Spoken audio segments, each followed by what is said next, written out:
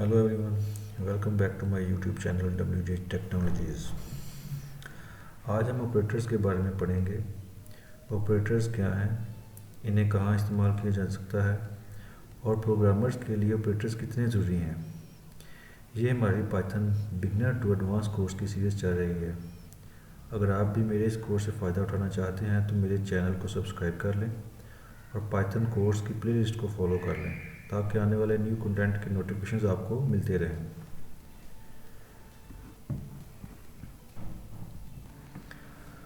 हमारे पास Python operator की बहुत सी टाइप्स हैं। वो टाइप्स कौन कौन सी हैं वो आज हम एक्सप्लोर करेंगे। ऑपरेटर इसलिए भी इम्पोर्टेंट हैं क्योंकि इसके बगैर हम कोई लॉजिक नहीं लिख सकते। आइए देखते हैं ऑपरेटर्स क्या होते हैं और इसका क्या काम है। लेट्स से 3+5, इसमें हमारे पास 3 और 5 के दरमियान जो ये प्लस का सिंबल है इसको ऑपरेटर कहा जाता है। 3 और 5 जिनके ऊपर ऑपरेट होगा इनको ऑपरेंड्स कहा जाता है। 3 और 5 को ऑपरेंड कहा जाता है और इस पूरे प्रोसीजर को 3+5 ये पूरे प्रोसीजर को ऑपरेशन कहा जाता है। पाइथन ऑपरेटर्स की बहुत सी टाइप्स हैं। इनमें सबसे पहले हम अरिथमेटिक ऑपरेटर्स को डिस्कस करते हैं। अरिथमेटिक ऑपरेटर्स हम इस वक्त इस्तेमाल करते हैं जब कोई मैथमेटिकल ऑपरेशन परफॉर्म करवाना हो। लेट्स से यहाँ पे हम एक वेरिएबल बनाते हैं x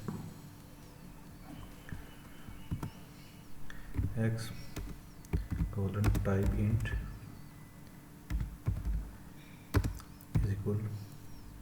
is equal to 3। Second variable बनाते हैं type int integer is equal to 8। अब क्विकली इसको देख लेते हैं। प्रिंट x प्लस y, ये हमारी है addition. Print x minus y, print x static y। अच्छा, पहले वाले में हम दोनों वेरिएबल्स को ऐड करेंगे। इसमें x में वेरिएबल है 3 की वैल्यू स्टोर है, y के अंदर 8 की वैल्यू स्टोर है। जब हम इनको ऐड करेंगे तो ये हमारे पास 11 आ जाएगा। इसी तरह से हमारे पास x और माइनस वाई माइनस सब्ट्रैक्ट हो जाएगा। हिस्टैरिक हमारे पास मल्टीप्लिकेशन के लिए इस्तेमाल करते हैं। जब भी हमने मल्टीप्लाई करना होता है प्रोग्रामिंग में तो हिस्टैरिक का साइन लगाते हैं, सिंबल लगाते हैं। इनको हम रन करके चेक कर लेते हैं जी। ये 3+8 किया तो 11 आ गया। 3-8 किया तो हमारे पास -5 आ गया। 3 × 8 किया तो हमारे पास 24 आ गया। अब ये रन करते हैं। बड़ी वैल्यू मैंने ऊपर वाले वेरिएबल को दे दी है, छोटी वैल्यू नीचे वाले वेरिएबल को असाइन कर दिया। अगेन देखते हैं, हमने मल्टीप्लिकेशन देख ली, सब्ट्रैक्शन देख ली, एडिशन देख ली। अब हम डिवीजन देखते हैं कि इसको हम डिवाइड कैसे करते हैं। x divided by y, run करते हैं इनको जी। ऐड करने से हमारे पास 11 आ गया, सब्ट्रैक्शन से 5 आ गया, मल्टीप्लिकेशन के साथ हमारे पास 24 आ गया। मल्टीप्लाई के लिए हम स्टैटिक का सिंबल इस्तेमाल करते हैं। और x डिवाइडेड बाय y, ये हमारे पास डिवीजन है। डिवीजन करने के लिए हमारे पास स्लैश का सिंबल लगाते हैं तो इसको डिवाइड करता है। 8 को उसने 3 के ऊपर डिवाइड किया है, डिवाइडेड बाय 3। तो इनका जो आंसर आया वो हमारे पास 2.66 आ गया। इसके बाद हम मॉडुलस लेते हैं। x %y, ये मॉडुलस के लिए इस्तेमाल किया जाता है। जब भी हमने दो वेरिएबल्स का, दो नंबर्स का मॉडुलस लेना होता है तो हम उनके दरमियान परसेंटेज का सिंबल यूज़ करते हैं तो इसका मॉडुलस आ जाता है। इसको रन करते हैं सेल को, ये देखें जी। मॉडुलस में हम 8 को 3 के ऊपर डिवाइड करेंगे डिवाइड करने से जो रिमाइंडर बचेगा वो 2, रिमाइंडर को बेसिकली मॉडुलस कहते हैं और मॉडुलस के लिए हम परसेंटेज का सिंबल यूज़ करते हैं। इसके बाद हम एक्सपोनेंट को डिस्कस कर लेते हैं। प्रिंट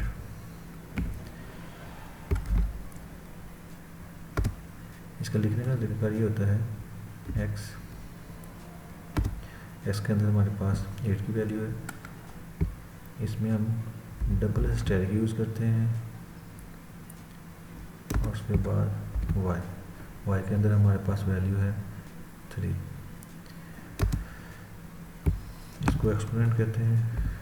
एक्सपोनेंट हमारे पास बेसिकली एक्स की पावर वाई है, पावर मतलब 8 की पावर 3 है, 8 को 3 टाइम्स मल्टीप्लाई किया जाएगा। 8 मल्टीप्लाई 8, मैं कोई छोटा नंबर ले लेता हूँ आपकी आसानी के लिए। प्रिंट 2 डबल स्टैटिक 2 जी। तो इसको रन करने से हमारे पास 4 आना चाहिए। ये बनता है 2 मल्टीप्लाई बाई 2। अब इसको मैं रन करता हूँ, देखते हैं क्या आता है जी। हमारे पास 4 आंसर आ गया। अब अगर इसकी मैं पावर एक्सपोनेंट जो है इसकी पावर इसको 3 कर दूँ तो ये जो 2 है ये 3 टाइम्स मल्टीप्लाई होगा। इसका आंसर 8 आना चाहिए जी। ये हमारे पास इसका आंसर 8 आ चुका है।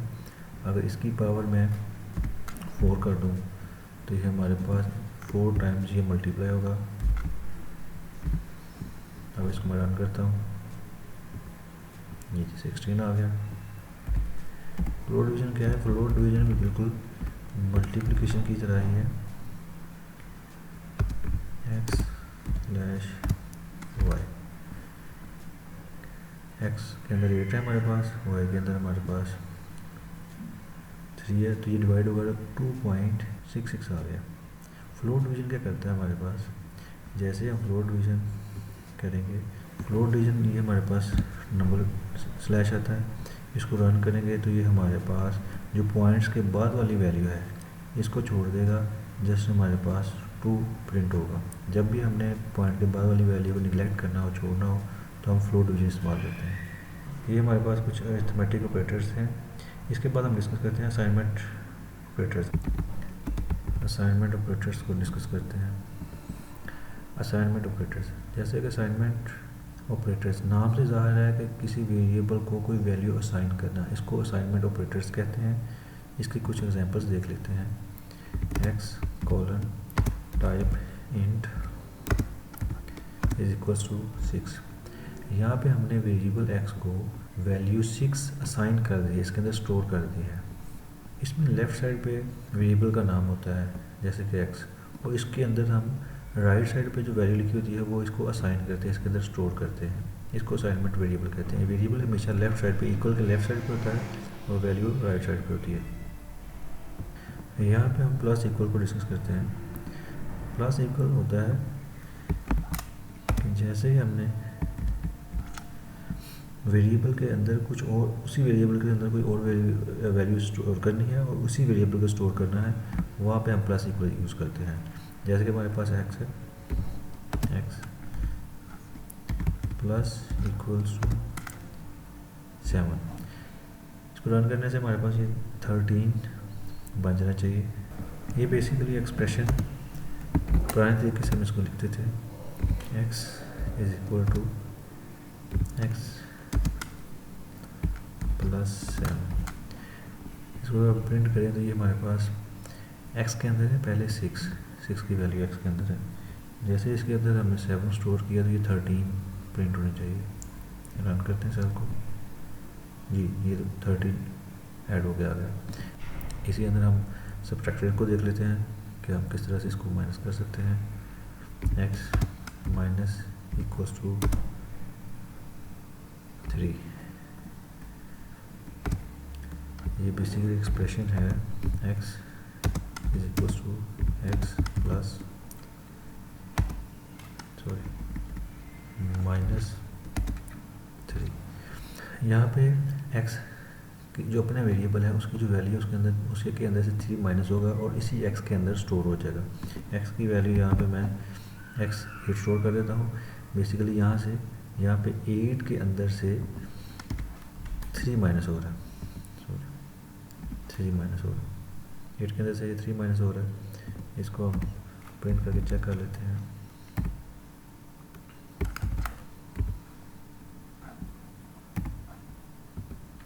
जी 8 माइनस 5, 8 में से 5 निकाला है तो हमारे पास 3 निकाला है तो हमारे पास 5 आ गया। X multiplication is equal to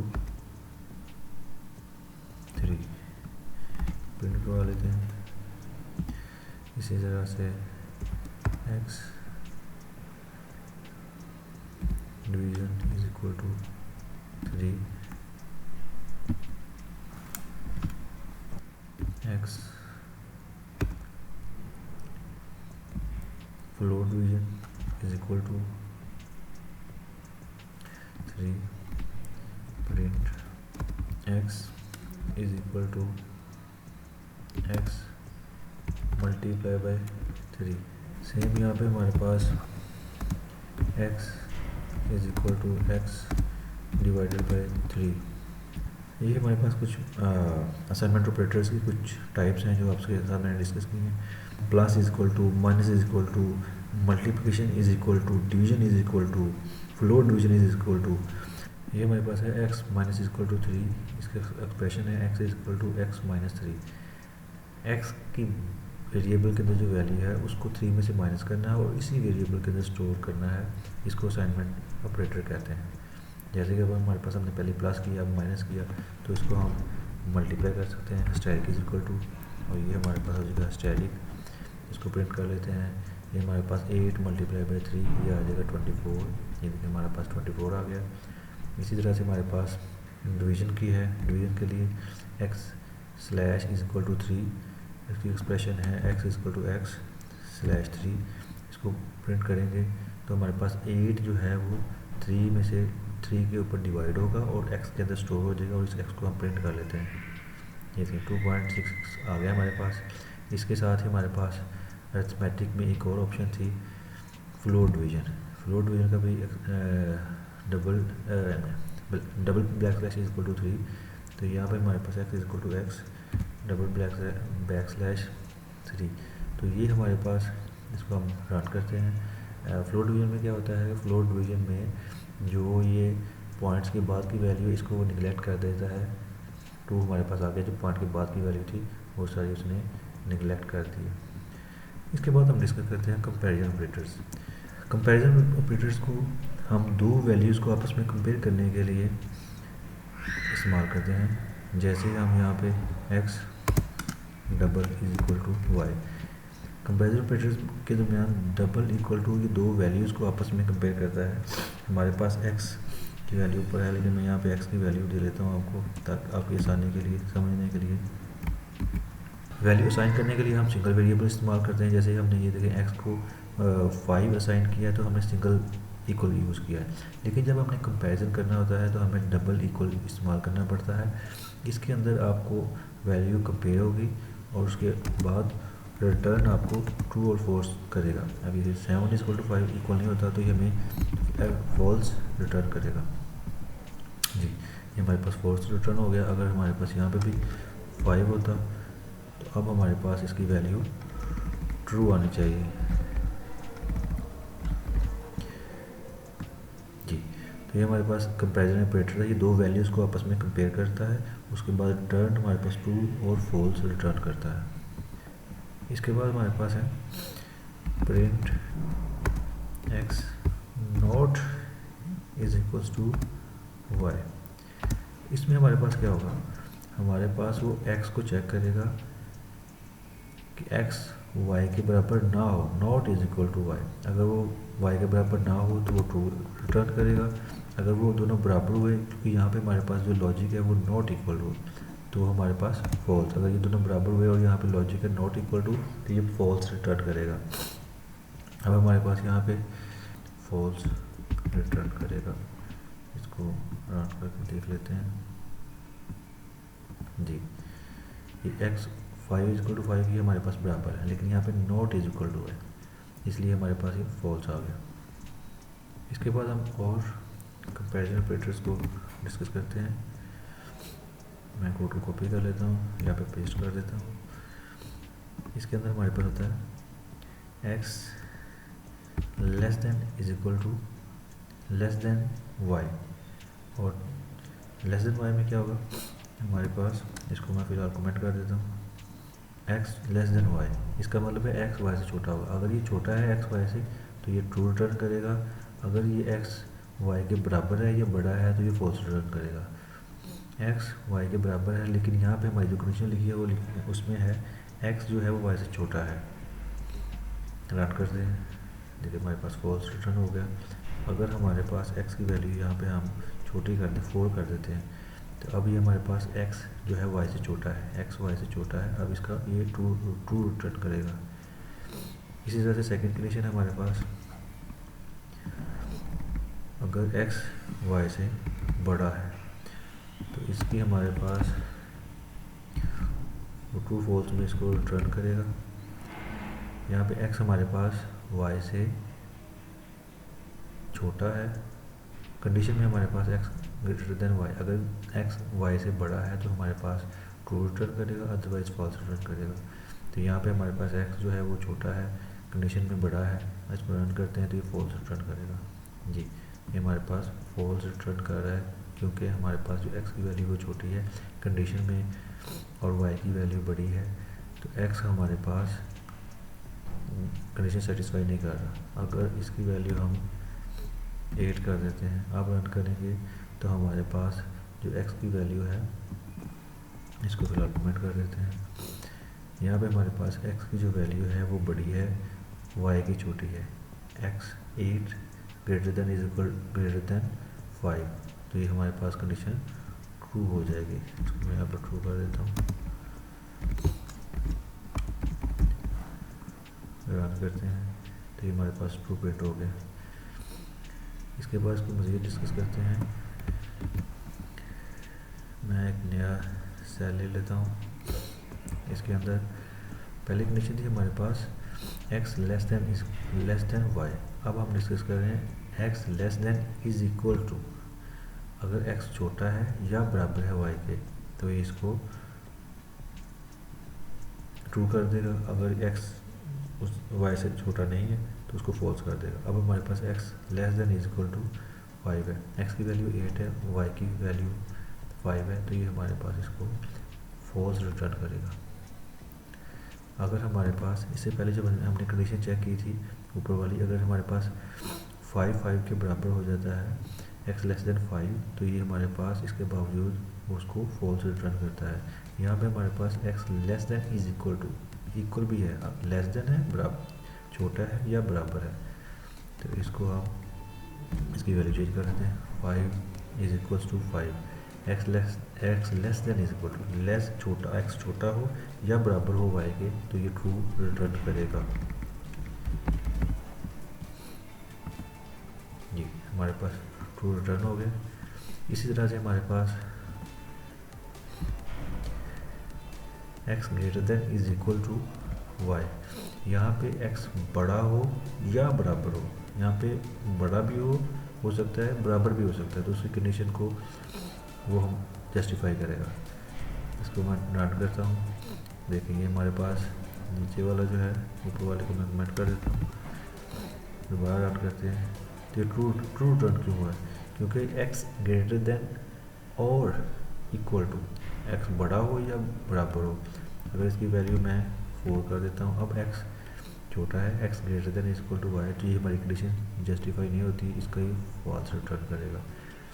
उसके अलावा अगर x की वैल्यू मैं बड़ी लगता हूँ तो x greater than is equal to, तो x y से बड़ा है तो ये ट्रू रिटर्न करेगा। लॉजिकल ऑपरेटर्स बहुत ही ज़रूरी हैं। जितने भी आप लॉजिक्स लिखते हैं उसके अंदर लॉजिकल ऑपरेटर्स के साथ ही हम कंडीशंस को जस्टिफाई कर सकते हैं। लॉजिकल ऑपरेटर्स को डिस्कस कर लेते हैं। Let's say x integer is equals to 7, x less then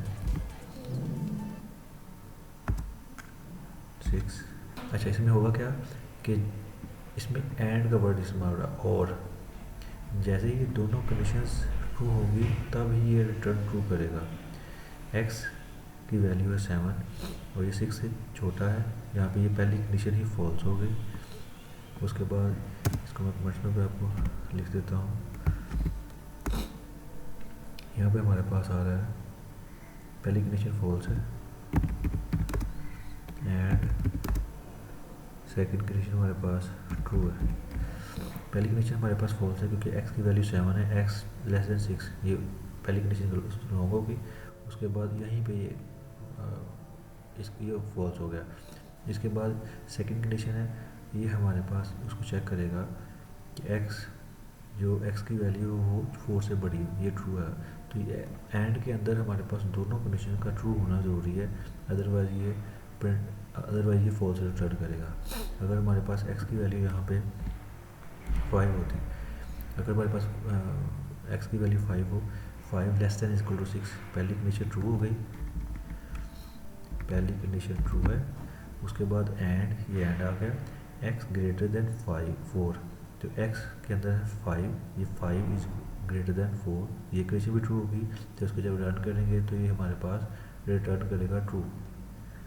ये हम तभी इस्तेमाल करते हैं जब हमने 2 या 2 से ज़्यादा कंडीशन को लाजमी ट्रू वो हो, उनकी कंडीशन वो जस्टिफाई करती हो, फिर ये रिटर्न ट्रू करेगा, अदरवाइज़ ये ट्रू नहीं करेगा।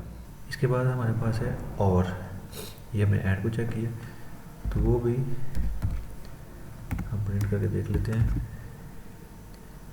x लेस देन 6 और x ग्रेटर देन 4। यहाँ पे हमारे पास कंडीशन जस्टिफाई होगी। x लेस देन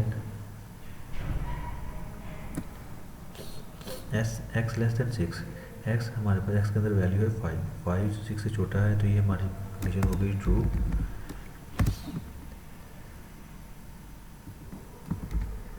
ये 4 की जगह मैं यहाँ पे 8 कर देता हूँ। ये हमारी पहली कंडीशन ट्रू हो गई, तो हमारे पास ट्रू, पहली कंडीशन ट्रू, और सेकंड कंडीशन है x ग्रेटर देन 8, x के अंदर है 5, तो ये कंडीशन हमारे पास फॉल्स हो गई। तो जैसे ही हमारे पास ये कंडीशन फॉल्स हो गई तो यहाँ पे पता चल रहा है कि ये और है कि दोनों कंडीशंस में से कोई एक भी ट्रू हो जाए तो ये पूरी स्टेटमेंट ट्रू होगी। इसको रिटर्न करते हैं, इसको मैं रन करता हूँ। पहले वाली ये कंडीशन, पहली वाली में हमारे पास दोनों कंडीशंस का ट्रू होना कंपलसरी है, अगर दोनों में से एक भी कंडीशन फॉल्स हुई तो ये फॉल्स रिटर्न करेगा। दूसरी वाली कंडीशन में और या ये वाली कंडीशन ट्रू हो जाए या ये वाली कंडीशन ट्रू हो जाए तो ये हमारे पास रिटर्न ट्रू करेगा। इसके बाद हमारे पास है नॉट, तो नॉट की बिल्कुल एंड वाली कंडीशन क्या है, लेकिन उसका ये रिवर्स है। प्रिंट नॉट, यहाँ पे हमारे पास ये वाली कंडीशन, पहले वाली कंडीशन ट्रू है, पहली कंडीशन हमारे पास हो गई ट्रू। फिर x लेस देन 6, x की वैल्यू 5 है तो ये लेस देन 6 है, ये ट्रू हो गई। उसके बाद एंड सेकंड कंडीशन है x की वैल्यू 4 से बड़ी है, x ग्रेटर देन 4, तो x 5 है तो ये भी कंडीशन ट्रू हो गई।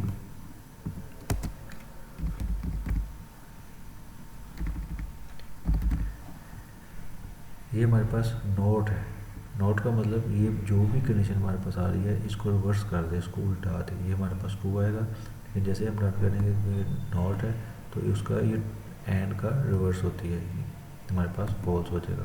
ये देखिए हमारे पास फॉल्स रिटर्न हो गया।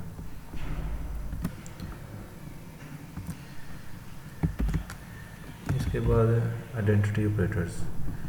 आइडेंटिटी ऑपरेटर्स हम किसी भी वेरिएबल की लोकेशन के लिए चेक करते हैं। 2 वेरिएबल्स बना लिया हमने, अब इनको प्रिंट करवाते हैं। id x print id y, दोनों की आईडीज चेक की, ये देखें दो वेरिएबल्स हैं, दोनों डिफरेंट वेरिएबल्स हैं लेकिन इनमें सेम वैल्यू है। तो ये स्टोर कहाँ पे, इनका फिजिकल एड्रेस जो है वो हमारे पास सेम है। तो आइडेंटिटी ऑपरेटर्स में क्या होता है कि इसको हम चेक करते हैं कि आया ये सेम मेमोरी लोकेशन के ऊपर है, x इज़ y, इसको रन करते हैं क्योंकि दोनों का जो फिजिकल एड्रेस है वो सेम है तो ये रिटर्न ट्रू करेगा। ऐसे ही दूसरी ऑप्शन है, ऐसे हम दूसरा ऑपरेटर देखते हैं इज़ नॉट, तो उसमें है x इज़ नॉट y। तो इसका ये कि x y के सेम लोकेशन पे तो नहीं है, इसमें चेक करता है कि x is not y, x और y सेम लोकेशन पे ना हो, अगर सेम लोकेशन पे हो तो ये ट्रू रिटर्न करेगा, अगर सेम लोकेशन पे ना हो तो ये फॉल्स रिटर्न करेगा। तो ये हमारे पास क्योंकि सेम लोकेशन पे हैं दोनों ही, तो ये हमारे पास फॉल्स रिटर्न करेगा। ये था हमारे पास आइडेंटिटी ऑपरेटर। इसके बाद हमारे पास मेंबरशिप ऑपरेटर। मेंबरशिप ऑपरेटर में सबसे पहला है हमारे पास इन ऑपरेटर में ये होता है कि इन ऑपरेटर के साथ हम किसी भी स्ट्रिंग के अंदर से चेक कर सकते हैं कि हमारे पास कीवर्ड है ये इस स्ट्रिंग के अंदर मौजूद है, इस डेटाबेस के अंदर मौजूद है या नहीं है। उसके बाद सेकंड हमारे पास है नॉट इन। नॉट इन में हम चेक करते हैं कि ये यूज़र या ये स्ट्रिंग डेटाबेस के अंदर मौजूद नहीं है, तो फिर ही हम इसके साथ प्रोसीड कर सकते हैं। कोई न्यू यूज़र आया है तो उसको चेक करेगा नॉट इन, अगर वो नहीं होगा मेंबर तब ही वो साइन अप कर सकता है, अगर वो पहले से मेंबर है तो वो साइन अप नहीं कर सकता। तो ये नॉट इन का ऑपरेटर लगा के हम चेक करते हैं कि ये स्पेसिफिक वर्ड मेंबर या टेक्स्ट हमारे पास पहले से मौजूद तो नहीं है। ऑपरेटर्स की बहुत सी टाइप्स हैं, उनमें से हमने कुछ को आज डिस्कस किया है। मज़ीद वीडियोस के लिए मेरे चैनल को सब्सक्राइब कर लें। अगर आपको ये वीडियो पसंद आई है तो इसको लाइक एंड शेयर करें।